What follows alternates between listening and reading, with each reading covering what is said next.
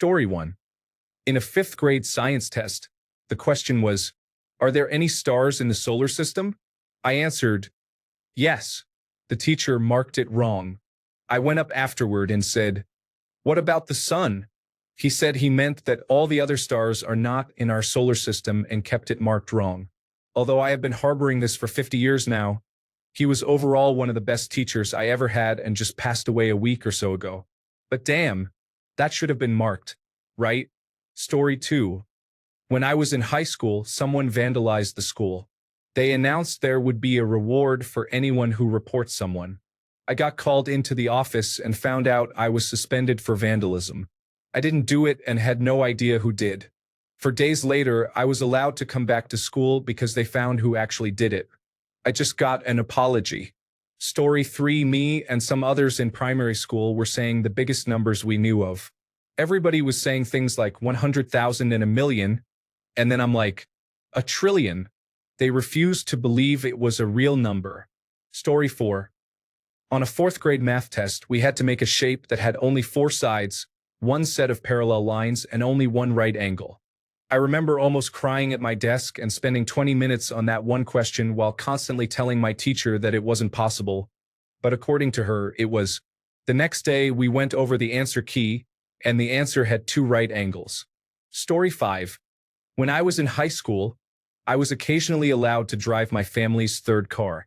It had a slow leak in one of the tires, so we were all supposed to check the pressure and put air in it if we needed to. I picked up a friend to go to a movie, and when we came out, one tire was completely flat. It wasn't the one with the leak, so I put the spare on and drove home. I got absolute hell from my parents about it. How irresponsible I was to not check it. I'd have to pay for the repair. Why didn't I call roadside assistance, etc.?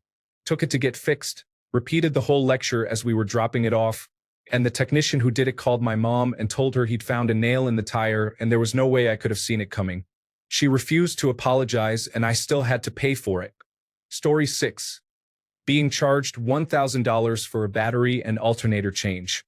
They also destroyed my starter motor in the process and rounded a bunch of my bolts. They left tools in the engine bay. I don't even have that car anymore, and I'm still salty. Forget you, Midas. Story 7. 3 months ago, I went on maternity leave. The woman hired to cover for me was being paid $3 more than I am currently paid.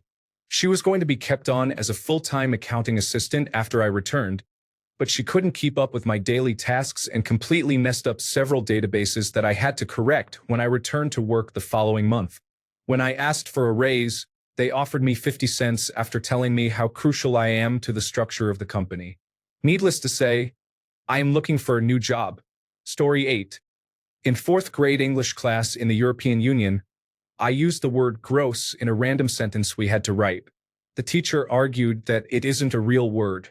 I said that it is, that I saw it a few times in video games and movies, and she said that they aren't a reliable source. I told her that I was going to show it in the dictionary, but she instead grabbed me by the arm, took me out of the classroom, and locked the door. To this day, I am still fuming about this. Then she had the nerve to be all chummy when I met her once in a supermarket. Gross. In both cases, it was meant like disgusting. And I know there are even more meanings behind the word. I wonder if she knows by now. Story 9. 20 years ago, I had 3 friends show up at my house, and when they left, my wallet with $80 in it was missing. One of the guys felt bad and gave me $20 back. 3 years after that, we were in the Burger King drive-thru, and he pulled out my wallet. Still salty. His Facebook friend request has just been sitting there for about 2 years. Story 10. Came second in food technology competition. Made a lovely main course. Then longs to chat biscuits with lemon posset for dessert. I made this dessert because the judges prior to this day told us, don't make a cake for dessert. Guess what won first place? A cake. Story 11. I was probably 5 years old visiting my mom at the hospital after she gave birth to my brother. She was given food on a tray which she didn't want, so she gave it to me. I put the tray on the table, and as I was eating, the nurse took the tray away from me and threw away the food. That may have been my first true instance of anger in my life. I'm 27 now, and I'm still upset as I'm writing this. Story 12. I found a bongo next to the trash at my old apartment, and it was a perfect time capsule of the 1990s. It had Grateful Dead stickers, a smiley face holographic sticker, a pot leaf sticker, and an alien. I'm telling you, if someone made this as a prop for a movie about the 1990s, I would have told them that it's too on the nose. When I came home from work, the first thing my girlfriend's friend said was, "You're welcome." And I was like, "What?" She had peeled off all of the vintage stickers, and now it was just a boring trash bongo. I'm still mad. Don't touch my stuff. Story 13. My copyright law teacher gave us a case for our pass or fail final exam. I solved the case as we needed to predict the outcome based on evidence, and he failed me. Later that day, I decided to look up the case, and it turns out I was right. When I confronted him, he said the grade was already posted, and even though I was right, he couldn't or wouldn't do anything about it. I had to retake the class. Story 14. When my mom put my sister's name on my birthday cake. Later that night, I also walked in on my parents during an intimate moment. Pretty horrible way to turn 13. Still angry. Story 15. When I was a freshman in college, my mom gave my car to my brother, who has been in jail every time he got out. She'd gather a bunch of stuff for his fresh start, without ever consulting me. He showed up at my school, changed the battery for me, and then drove away in it. He didn't inform me of his intentions beforehand, so it wasn't until then that I realized what was happening. As he drove off, I called my mom, and she just said, "I'll help you with a new one." He moved out of state with that car, wrecked it within weeks, and has since gone back to jail multiple times. Neither of them has given me a sincere apology to this day.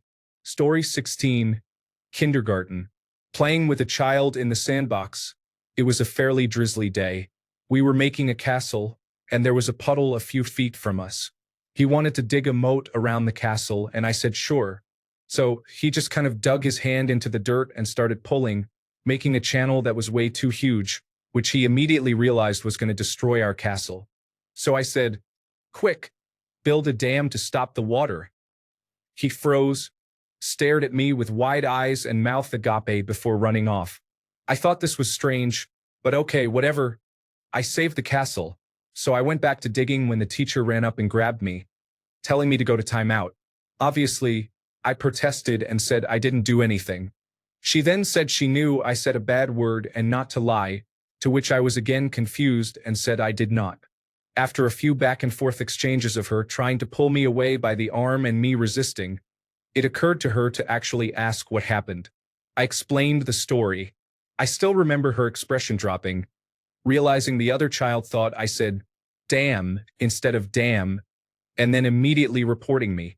She tried to suggest using a different word, to which I vehemently protested because that is the correct word for such a situation, and it's his fault for not knowing the word, etc., until she finally gave in and explained to the child that I did not swear and that no one likes tattletales.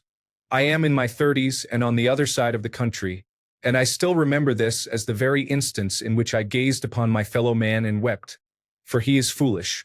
Story 17.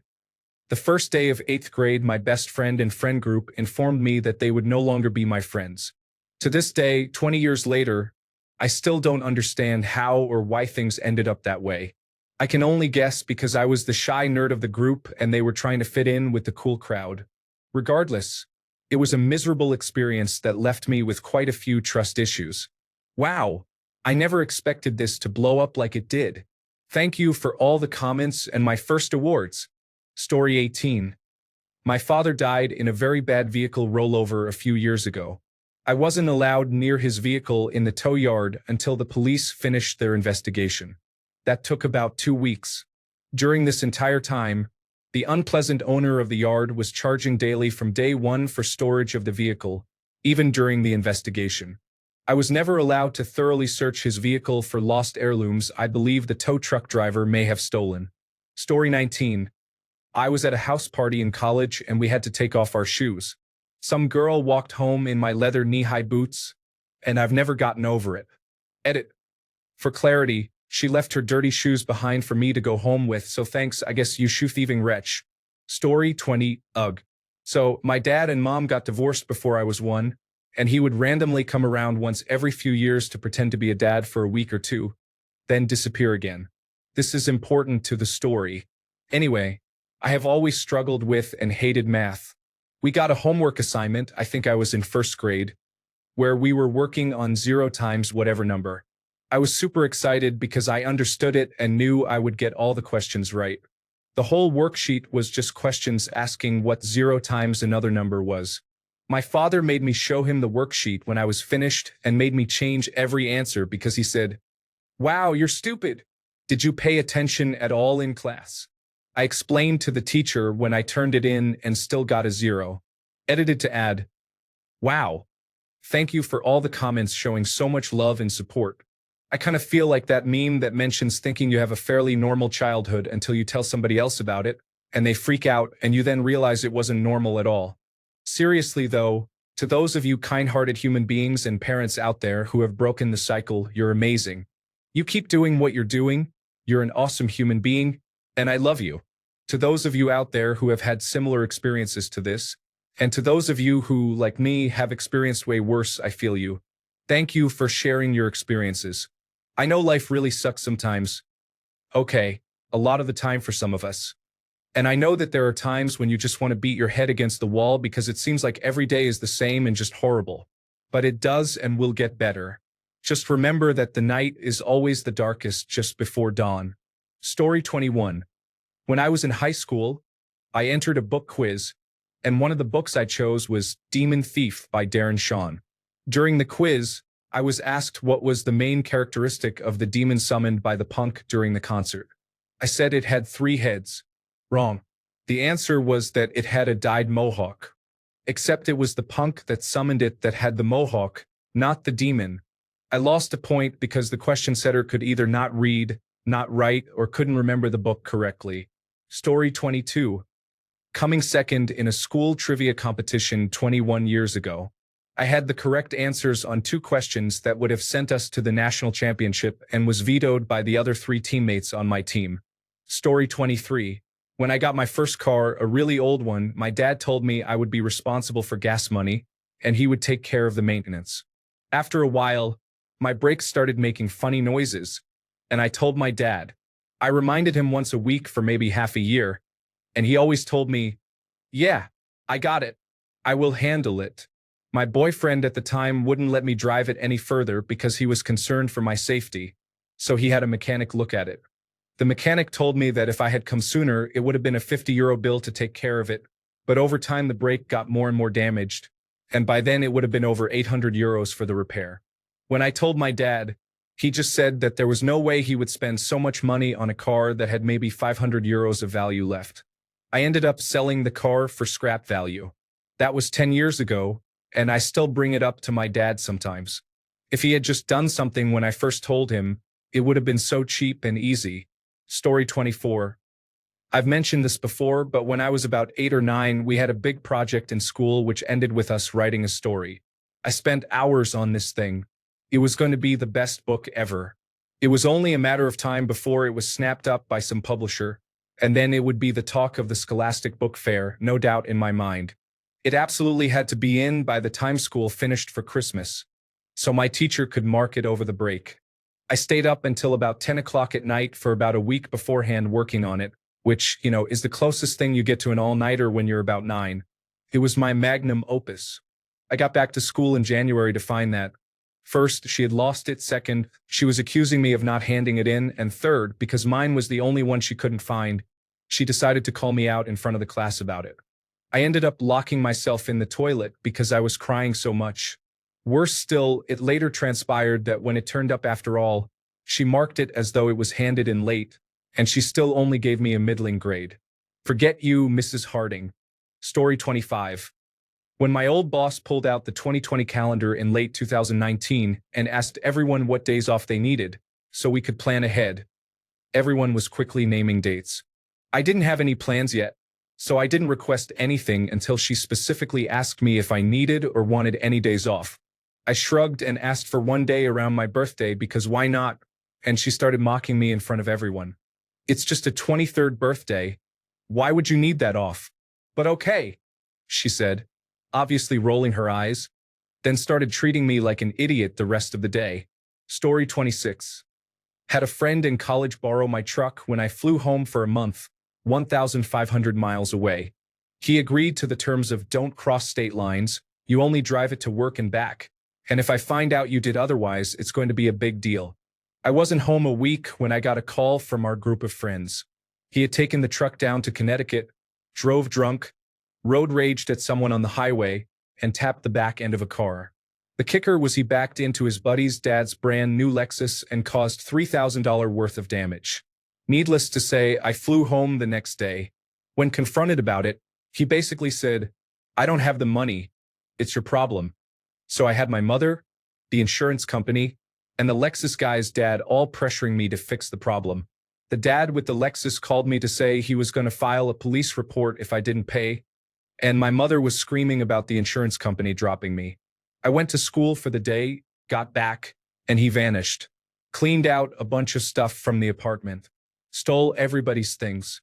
The one thing that still makes my blood boil is the fact that one of my good friends who lived with us will vehemently back him up anytime it's brought up.